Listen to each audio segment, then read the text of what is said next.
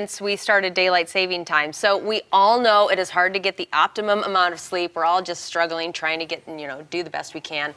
But what you're eating could have something to do with your sleep patterns as well. So I'm joined this morning by Dr. Frank Roman. Dr. Roman, good morning. Great to have you joining us. Good morning. Excited to be here on World Sleep Day. It's great to have you here. Yes, yeah. thank you. So one of my favorite topics, sleep and food. So let's talk about specific foods that help you get a better night's sleep. Well, specifically, ideally we should not eat 2 or 3 hours before sleeping, because our gastrointestinal system is on a circadian rhythm, and it actually slows down at night, so that food could sit there for a while. Yeah. But if we have to eat, there's certain foods we should eat and some that we should avoid at all costs. Let's start with the good foods. The good food. The ideal situation is to have a carbohydrate and a protein at the same time. Mm-hmm. So, for example, cheese, low-fat cheese, and crackers, toast with peanut butter, other good meats, some lean meats, be it turkey, as everyone knows, that makes you sleepy, fish, chicken, low-fat cheese. There's also some fruits, bananas, because that has a lot of magnesium. We talk about potassium, but it also has a lot of magnesium that can make you sleepy. Oh, I didn't Dairy know that. products. Oh. The calcium also can make you sleepy.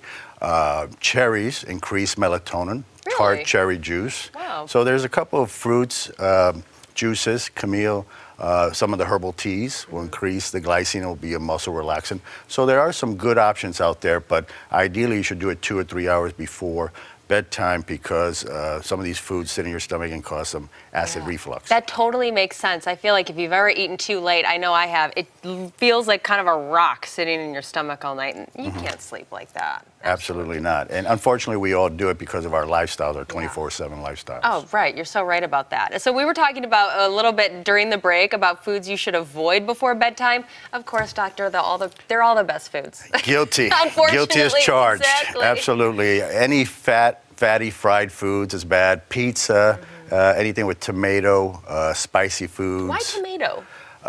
It increases acid production. Oh, okay. And you're setting yourself up for an acid tsunami at night. Oof. Again, because the gastrointestinal system slows down at night, and you have that food sitting in there. And unfortunately, as we get older, many of us will have hiatal hernias, which makes reflux even easier to get at night. Oh, wow. All right. So we're also, so we're talking about some really good veggies and fruits that were really great before bed, but it said that celery is not good before bed. Is that just it's harder to digest, or? It's harder to digest, but it also can increase acid production. Okay, so it's all about keeping that acid production lower before you go to absolutely. bed. And obviously foods with caffeine in them, of course. Caffeine lasts in your system 5 to 7 hours, and you have to read labels because caffeine is everywhere. It's even in shampoos and facial creams. Really? Beef jerky, really? Gum, sesame seeds. I had no idea. Next time you go to the supermarket, look, and you'll find caffeine everywhere and anywhere. And caffeine can last 5 to 7 hours in your system, so that